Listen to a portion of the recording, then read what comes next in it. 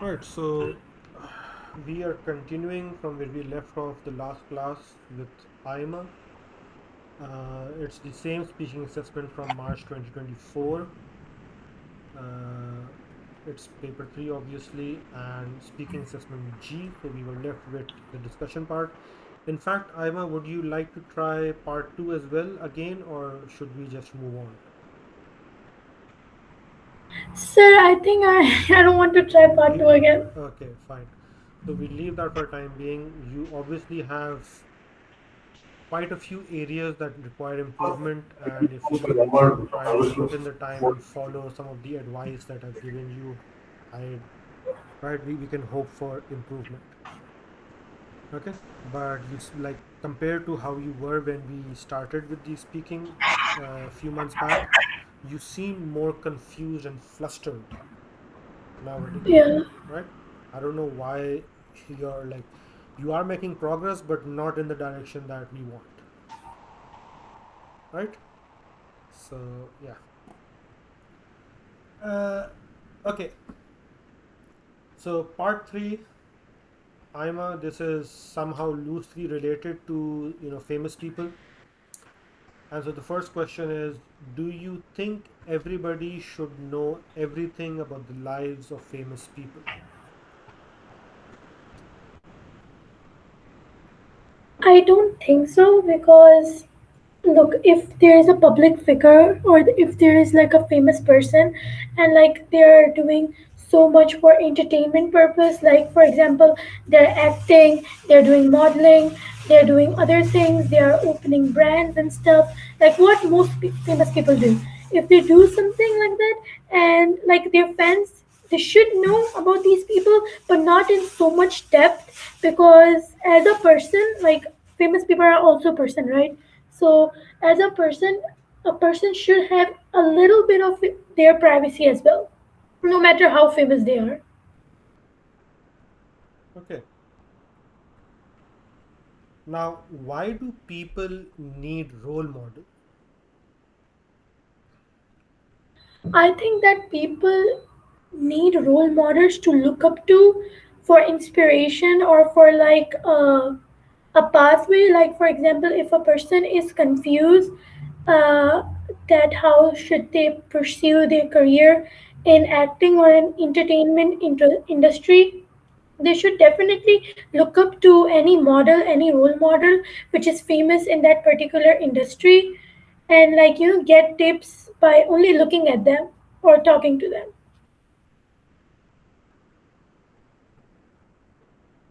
Okay, so you took the question as people needing role models to as examples and inspiration for the career paths that they're hoping to follow.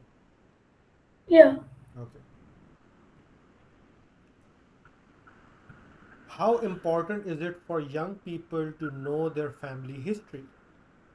I think it's pretty important. Like, as someone from a big history, as someone from a big family history, I think that each and every person should know their family history because it's very important.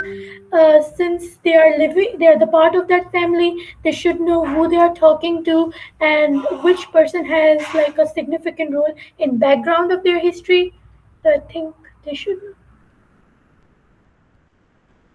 Uh, okay, I feel we could improve on that. So if I understood your response correctly, you're saying that it's important for me to know my family history if I'm coming from a family that has a lot of historical background. Is that what you said? Yes. Right. So my family was like achieved a lot historically, and they were important figures, and so I know where I'm coming from, and where I'm standing, and perhaps the responsibilities on my shoulders, so to speak. Right. Peer pressure from the ancestors. Uh, so that's one way of saying it, right? And just knowing your roots could be important in many cases. It depends, right, what your ethnic background is, if your particular family or the larger family that you belong to uh, obviously their history and what they went through, where they came from, and the struggles they've made, if that holds true. Uh, Otherwise, we could also argue that it doesn't really matter, right? Because family history doesn't hold, you know, I mean, knowing it just in the sake, like, knowing, but is it important? We could argue it isn't, because a family history doesn't really have any implications to what I do or what I'm responsible for. So, for But example, sir, yeah, can I say something? yeah, But sir, if there is like a certain tradition in the family, so a person should know where that tradition started and the story behind it. yeah. I mean, yes, right. So, family history covers a lot of points. I'm just presenting the argument. So, yes, in your, like the argument you're presenting, obviously, right, that's a valid point. What I'm saying, that, for example, if I come from my family has a history, among other things, of being explorers, right? And so, for some reason, I am, expected to carry on that tradition, that family history, by becoming like, I don't know what explorers would be doing today, right? But something along those lines, and I'm not interested. So, knowing my family history, and then having that weigh upon me for my future choices, is not something I would agree with. I don't want to be an explorer, right? I want to be a Formula One race car driver. No one's done it before in my family, so what? I mean, again, right? I'm just presenting points for argument against. Okay, last question for you, Ima. Some people think the best way to learn about history is by watching films. Do you agree? Yes, I do agree because in history, when we get to know about important lives of people, like what type of change they brought to the society and etc, so we get to know that by deep emotions. And if you just like read any document, or like or like read any document, or like read any history book, I don't think so you get that feeling of emotion which you can from watching films, because in films they elaborate each and every emotion to such a point which in which audience can feel that they are relating to the character. So yeah, for better understanding, I do believe that watching films is a great idea. Okay, now just to add to that and give you more food for thought, we could disagree with that, right? So the other side, just for you, just for thought. I'm not disagreeing with what you said. You've given a response. Just food for thought. We could say, like you said, it's you know the way it's presented is very much dramatized and Yeah, exaggerated.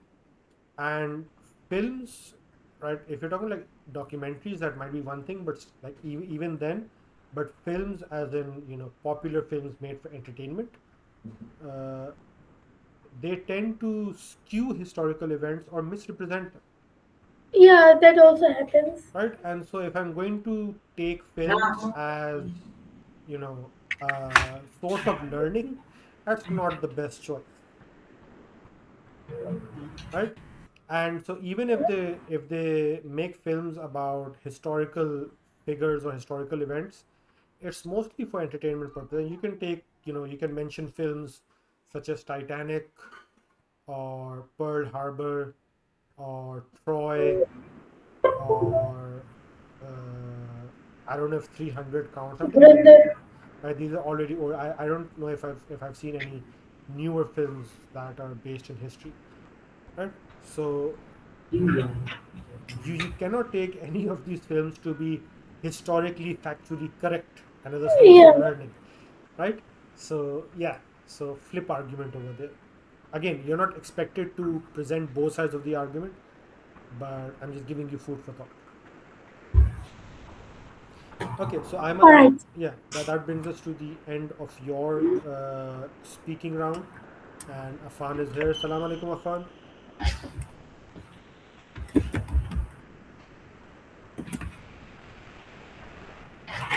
Can you hear me? Sir, if I'm done, so can I like leave? can, if you want to, you can stick around for, you know, the Sir, show. actually, I have to go out. Yeah, yeah, sure. Okay. So, Allah Hafiz, sir. Allah Hafiz. Allah Hafiz to you.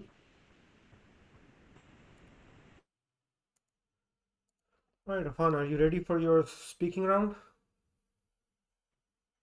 Yes. No? Yes. Yes. Okay. So here's speaking assessment H from the March 2024 paper. Right. I'm going to skip the warm up with you as well as I did with Ima yesterday. So let's start with the interview, and the topic is the way we travel. All right. So the first question to you, Afan, is how do people in your area usually travel to school or work, and why? Usually, people in my area travel to school or to work by car or by bus, as mostly the schools and the people's workplaces are really far away from where I live, and it's the most convenient option for anyone who has any work, and mainly because um, most schools and offices don't are not in my area, which is why people have to travel by car or bus. Okay. So you could sort of restructure that and say that whether it's school or work, most people, there are only two options, either going by car, which could be private transport, or they could be carpooling, or by public transport, and that would also include taxis, so cars, or taking the bus, right? And that's because generally schools or offices are uh, a bit of distance away from where we live, and so right, you can't really walk there, and cycling is not convenient, let's say, right? Especially in the morning rush hours.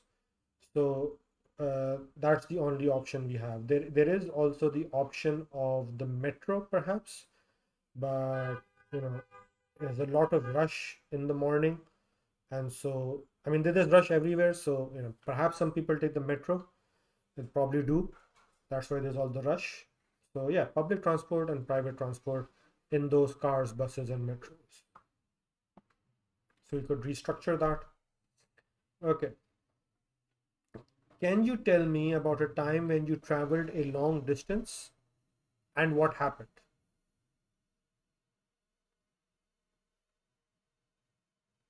Yes, I once traveled to Saudi Arabia by which was for Umrah, and along the way we stopped every 3 hours or so because we had to take rest and refresh ourselves and put petrol into the car.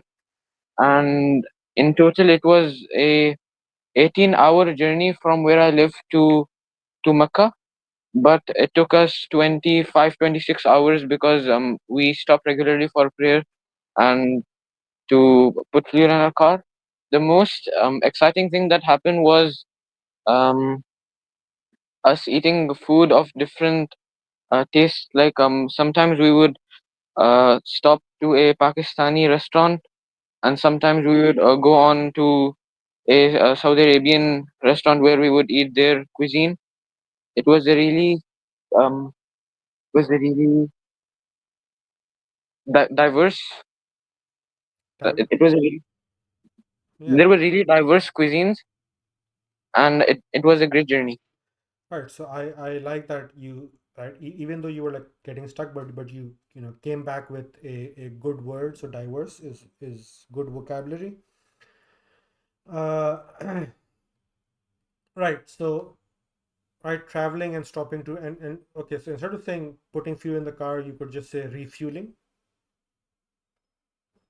right? Yes. So we stop regularly to rest and refresh and pray and have our meals and to refuel the car, right? And so it took us about 25, 26 hours, let's say, on the clock, or a day and a half to get from Abu Dhabi to Mecca, Yes. right? And the cuisine. So sometimes we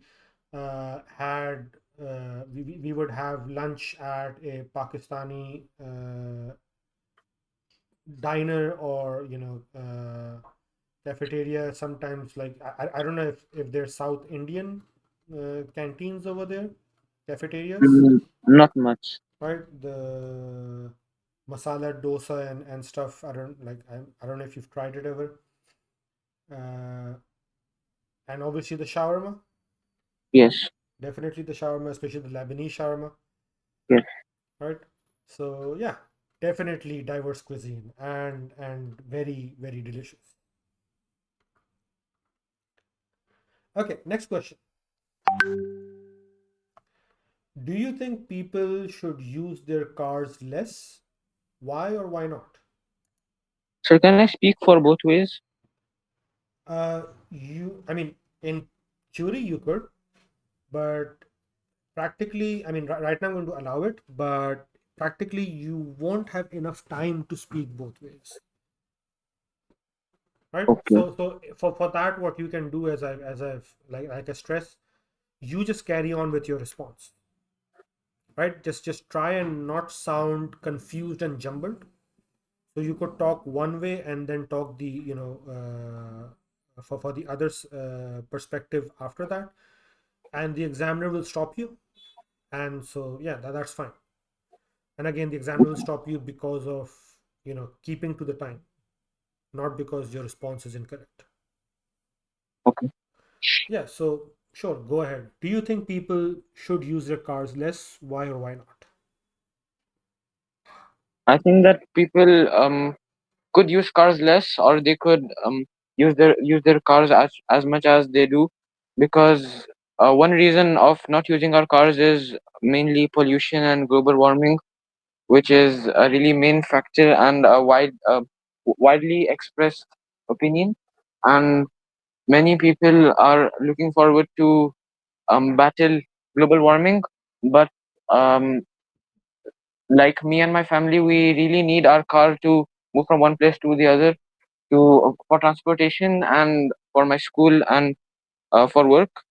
And which is why some people might stick to using their car, or some people would have the option to um, use cars less and go with public transport. Okay.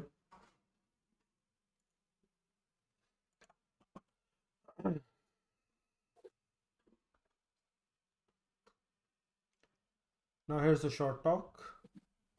It's about planning a social activity. So a group of students from another country is coming to visit your school for a week. Your class has been asked to plan an activity for them. You are considering the following options: a visit to a local museum or art gallery, so that's one point, or a meal of local dishes prepared by your class. Talk about the advantages and disadvantages of each option. Say which option you would prefer and why. Keep in mind that the students are coming in from another country, right? So you've got a minute to collect your ideas about this. Let me know when you're ready to speak. Okay. And no writing, of course.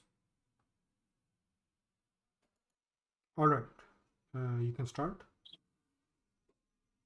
I believe that both options offer unique pros and cons for hosting visiting students, with the meal of local dishes likely being the more engaging choice. Choosing the right social activity for visiting students involves um, different cultural experiences, like a visit to the local museum or an art gallery would offer a good educational would be a good educational visit, and the visiting students could immerse themselves in the local history, art, heritage, and culture.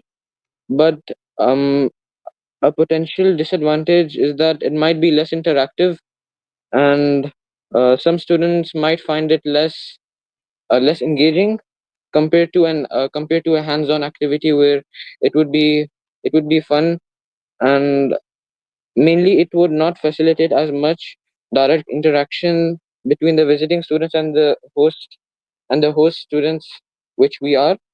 But on the other hand, a meal of local choices prepared by our class presents a more interactive experience. The primary advantage is that um, it's a cultural exchange through food, which I believe is a universal language.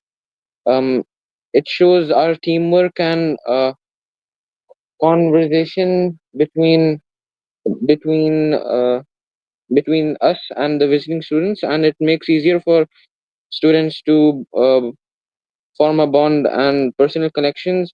The main disadvantage for this would be it would be a challenge for us to make food and ensuring that all the requirements are met, and it would be less formal, but it could also be slightly chaotic.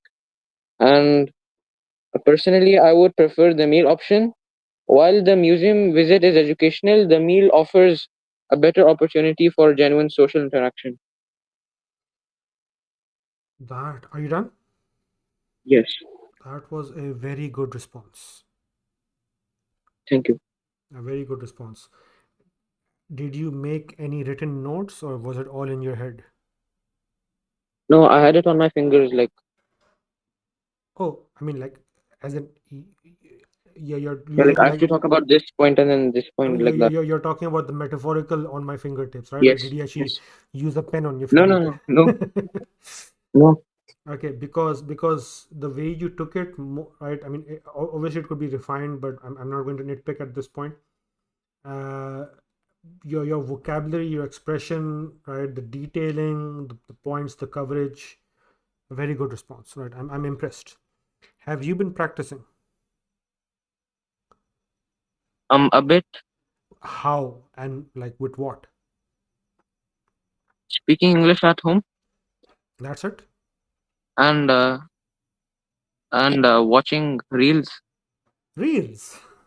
Yeah, when I watch reels, there are some in English, so Oh, okay.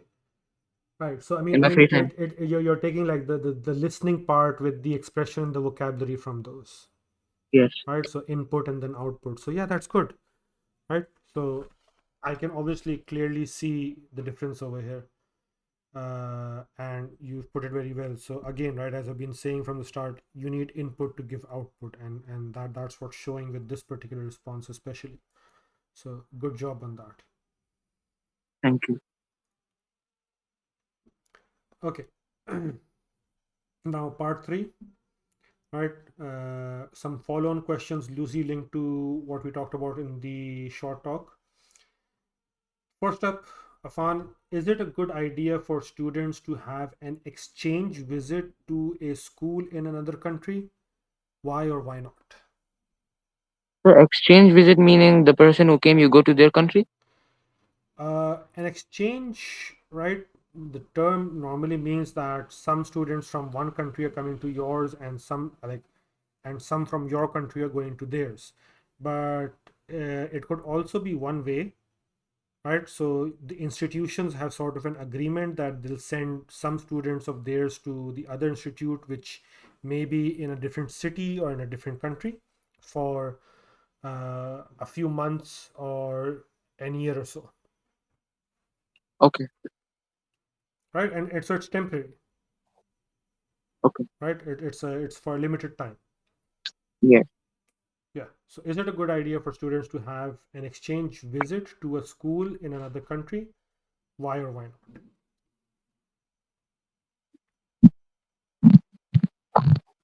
Uh, sir, 1 minute. Let me think.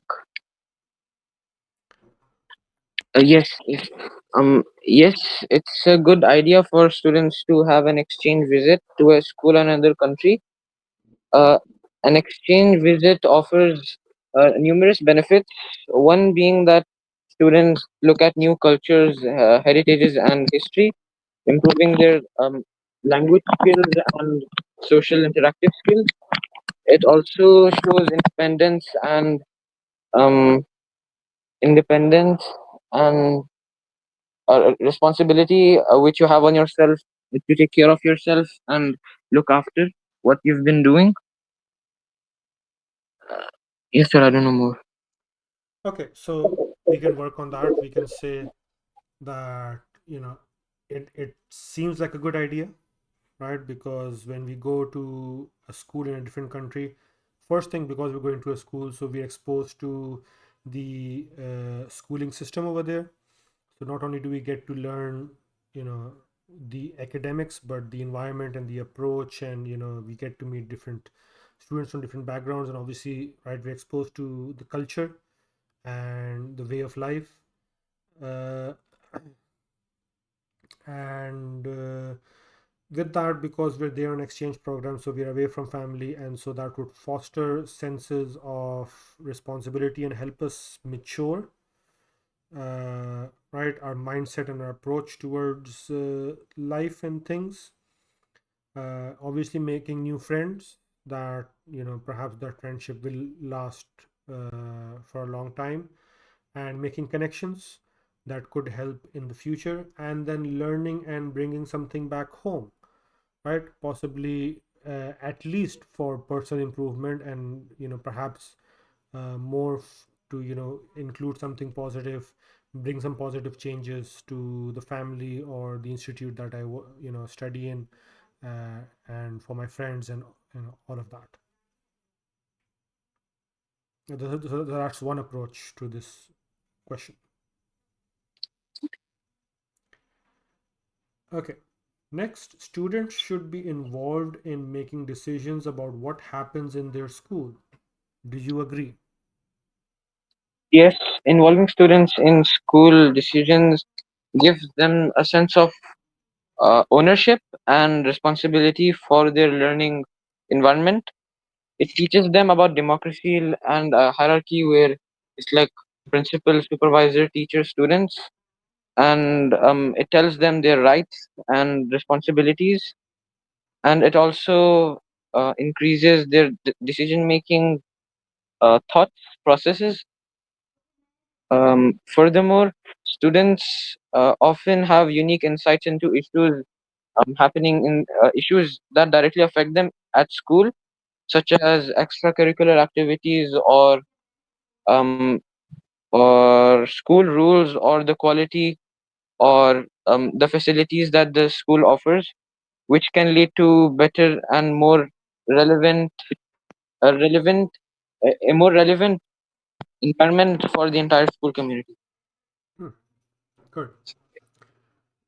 Okay. Do you think it is important to try local dishes of every country you visit? Yes, I think food is a important part of a country's culture and heritage. Trying local cuisine is a way to experience their authentic lifestyle and traditions of that place. It can be an adventure, and sometimes it could be good. You like the dish, or sometimes you really don't want to taste it more after having that first bite. But it's a simple way to connect with the local culture and create uh, memorable travel experiences. Hmm, good. So, if I said memorable travel memories, would it be weird? It would be, yes. Okay.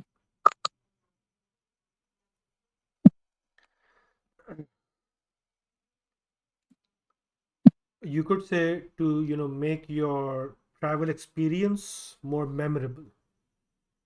Okay. So instead of saying making memorable travel experiences, making the travel experience more memorable. Memorable. Yeah.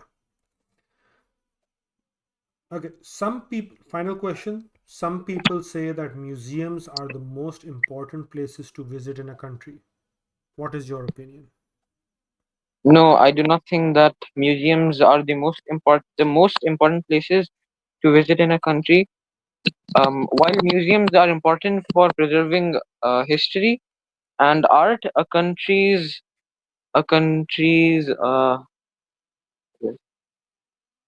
A country's culture is found in many places like landscapes, historical landmarks, tourist attractions, shops, and the local community, which makes us interact with the people and contribute to a full understanding of that place.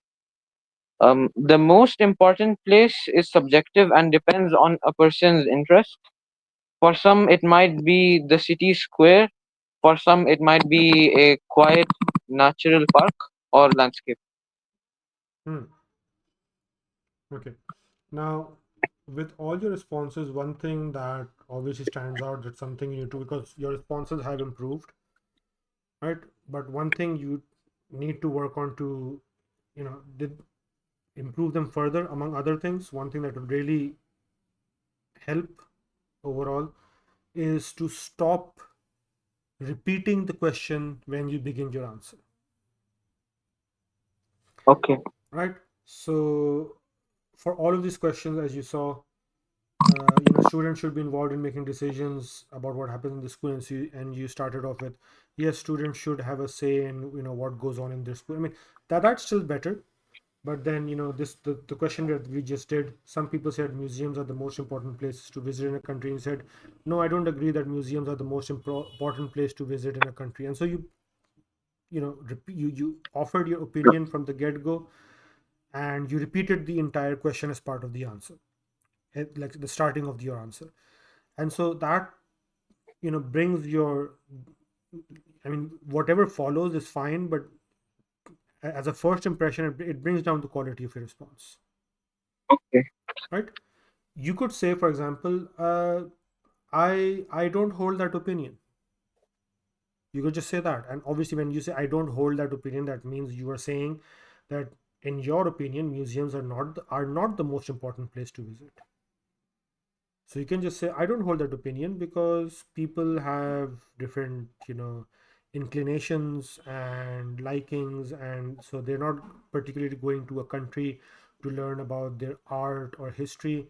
They're going, for example, for the scenic beauty or for other cultural experiences, or whatever the purpose is. And so visiting a museum shouldn't be, a mandatory know, item on the checklist, for example, right? So okay, a direct yes or no as a response, and then repeating the question as part of your response is, it's not the best way of going about it. So that's something you can focus on improving.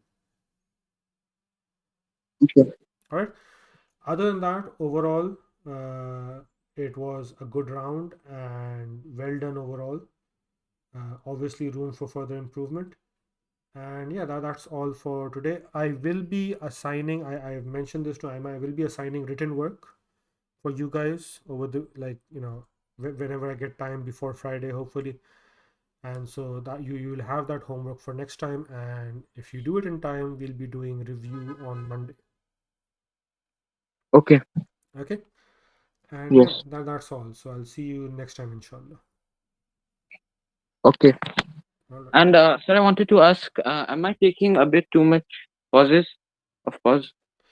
Uh, Sometimes yes, but normally we wouldn't want to, but pauses aren't necessarily a negative thing. Instead of saying so that, and so using these crutch words and going the thing, or just repeating yourself, if you're pausing to think about what you want to say and then you're coming back with a good point. I mean, honestly, I don't know if Cambridge, they shouldn't grade that negatively. Obviously, fluency is better, but if you're not able to maintain like continuous fluency, then pausing to think midway and then continuing your response with a good point is better.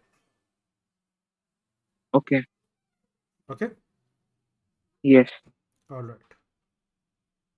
Okay. Allah Hafiz. Allah Hafiz.